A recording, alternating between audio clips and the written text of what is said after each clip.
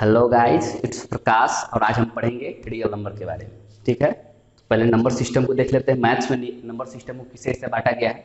पहले मैथ्स में number system को रियल नंबर और इमेजिनरी नंबर में बांटा गया है। तो इमेजिनरी नंबर के बारे में पहले जान लेते हैं। थोड़ा सा छोटा सा चीज़ है, अभी एक्चुअली हमें ये 12 क्लास का सिलेबस है, अभी नहीं जानेंगे।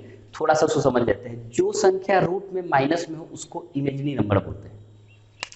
एग्जाम्पल के तौर पर हम देख लेते हैं, रूट के अंदर अगर -5 लिखा हुआ है तो 5 रूट में है और निगेटिव के साथ है, तो ऐसे नंबर को इमेजिनरी नंबर बोलेंगे। इसके लिए अलग से एक चैप्टर हम लोग को पढ़ना है, कॉम्प्लेक्स नंबर, जो अभी हम नहीं पढ़ना है इस क्लास में। ठीक है, तो अब हम रियल नंबर के बारे में जानते हैं। तो रियल नंबर को जानने के लिए पहले मैं natural, whole number, integers, rational, irrational, इस सारे नंबर को जानना होगा। उसके बाद हम आसानी से रियल नंबर को समझ सकते हैं कि रियल नंबर होता क्या है।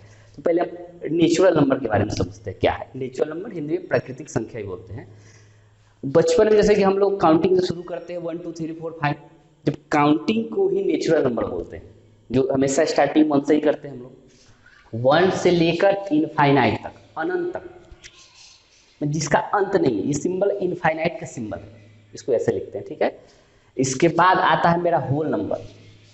तो नेचुरल नंबर और होल नंबर में सिर्फ छोटा सा डिफरेंस है कि नेचुरल नंबर में सारे नंबर 1 से चालू होते हैं, काउंटिंग का नंबर है। और होल नंबर में, नेचुरल नंबर में सिर्फ एक नंबर ऐड कर देंगे 0, तो ये मेरा बन जाएगा होल नंबर।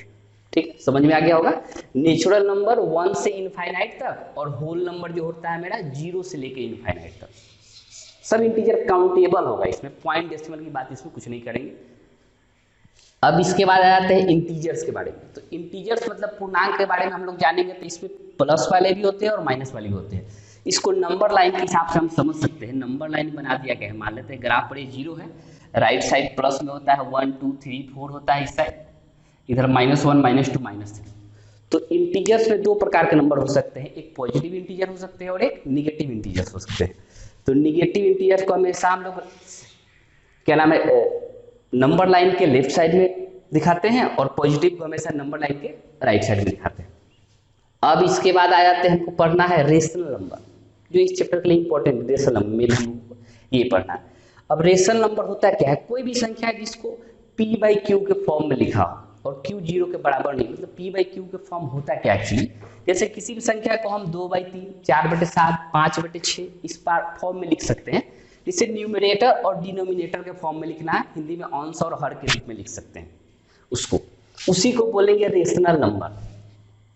और एक क्वेश्चन इसमें यहाँ पर ये भी हो सकता है, क्या प्राकृतिक संख्या 1 2 3 4 भी तो मेरा रेशनल नंबर हो सकता है? हाँ, हो सकता है। क्यों? क्योंकि 1/1 होता है, 2/2 होता है, 3/1 होता है। क्योंकि 1 इसमें दिखता नहीं है, लेकिन हो सकता है, हमेशा होने ही वाली बात है। क्योंकि किसी भी संख्या में 1 से हम डिवाइड करेंगे तो सेम ही रहेगा।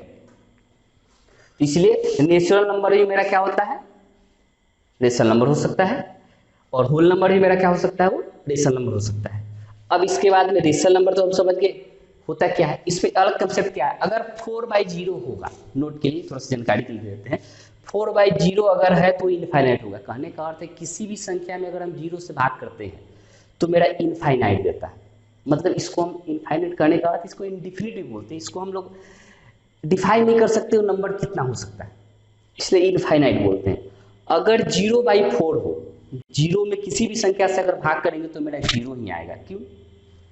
ऐसे ही इसके बाद किसी भी संख्या में 0 से मल्टीप्लाई करेंगे तो क्या हो जाएगा, मेरा 0 ही नंबर देगा। तो ये थोड़ा सा हम लोग को जानकारी के लिए दे दी, ध्यान रखने वाली बात है। अब इसके बारे में हम पढ़ेंगे इरेशनल नंबर। इसके बाद इरेशनल नंबर होता है क्या है, अपरिमेय संख्या इसको बोलेंगे। जो संख्या परिमेय नहीं है उसको अपरिमेय संख्या बोल सकते हैं, तो बोलते हैं। तो अपरिमेय संख्या होता क्या, वो ऐसी संख्या जिसको हम नोमिनेटर और डिनोमिनेटर के फॉर्म में नहीं लिख सकते। जैसे 2/3, 7/9, 4/11 इस फॉर्म में नहीं लिखेंगे। वो ऐसी संख्या जिसको बट्टा में नहीं लिख सकते हैं। जैसे समझने के लिए √2 को अगर हम लोग रूट से बाहर निकालेंगे तो पूर्ण रूप से वह इंटीजर के फॉर्म में नहीं आएगा।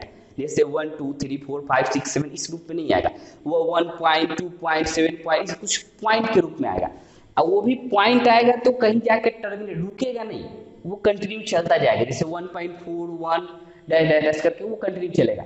उसी प्रकार √3 में देख लेते हैं तो 1.732 डैश डैश करके आगे तक ही जाता है। तो ये नंबर आगे कहीं रुक नहीं रहा है और सेम भी नहीं है, एक जैसा भी नहीं है कि जैसे कि मान लेते हैं 1.732222 तो 2 पर रेकरिंग देके हम आगे काम कर सकते हैं, इस प्रकार भी नहीं है। जिसका करने का अर्थ है पॉइंट के बाद कहीं एंडिंग समझ में नहीं आया उसी को बोलेंगे इरेशनल नंबर, अपरिमेय संख्या। अगर पॉइंट के बाद जाके टर्मिनेट कर जाए, रुक जाए, तो उसको हम बोल देंगे क्या, रेशनल नंबर। जैसे कि 2/3 है, इसको अगर डिवाइड करेंगे तो कहीं जाके रुक रहा है। अब इसमें एक कंफ्यूजिंग क्वेश्चन आता है, एग्जाम में मोस्टली पूछा जा सकता है, पाई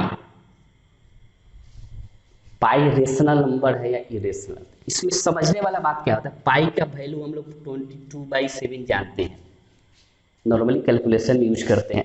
अगर 22/7 ये तो बटा में लिखा हुआ है, तो अभी हम ऑलरेडी बता चुके हैं जिसको बटा में लिख सकते हैं क्या होगा, हाँ सही बोला, रेशनल नंबर होगा। अब मेरे पास बचा हुआ है पाई, तो पाई का वैल्यू क्या होता है 3.14 डैश डैश करके आ जाता है, वो कहीं रुकता नहीं। अब बताइए क्या हो सकता है, ये रुक नहीं रहा है, इसका मतलब क्या होगा, सही बोला, ये रेशनल नंबर होगा, ठीक है ना। तो अब रेशनल और इरेशनल पहचानने में दिक्कत नहीं। तो अब इवन नंबर देखते हैं, तो इवन नंबर सम संख्या, जो संख्या पेयर में हो 2, 4, 6, 8 जो जोड़ा के रूप में हो उसको इवन नंबर बोलेंगे। इसके बाद आते हैं ऑड नंबर, वैसी संख्या जो पेयर के रूप में नहीं लिख सकते, जिसको 2, 4, 6 के रूप में नहीं लिख सकते, 1, 3, 5 पेयर के साथ में कोई एक एक्स्ट्रा बचेगा, विषम संख्या बोलेंगे, ऑड नंबर बोलेंगे।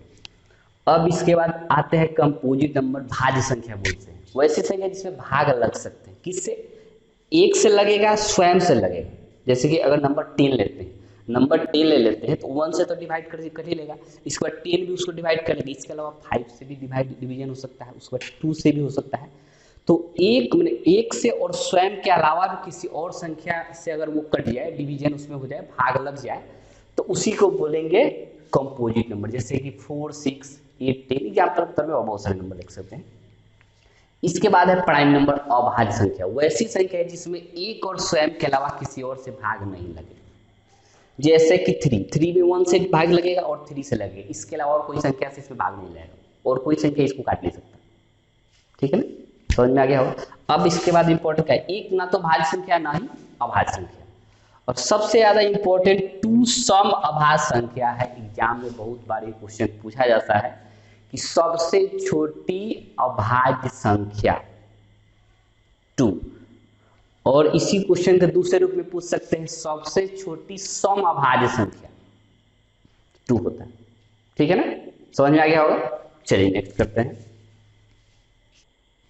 तो आप लोगों के लिए कुछ प्रॉब्लम्स है, आप लोग इसको देख के बता सकते हैं रेशनल नंबर कौन है, इरेशनल नंबर कौन है, अभी तो हम लोग ऑलरेडी देखे हैं। जैसे फर्स्ट 2 क्या होगा, रेशनल की रेशनल नंबर होगा, इसको बटा के रूप में लिख सकते हैं, क्या होगा, सही रेशनल नंबर होगा। 7/9 बटा के रूप में क्या होगा, सही रेशनल नंबर हो जाएगा। √3 ऑलरेडी बोले, रूट का अगर वैल्यू निकालेंगे 1.732 डैश डैश करके इंड नहीं करेगा तो क्या हो जाएगा, सही इरेशनल नंबर होगा। 7/4 रेशनल, ठीक, ये इरेशनल, सही क्या होगा, इरेशनल, सही, ये क्या हो जाएगा, इरेशनल, सही।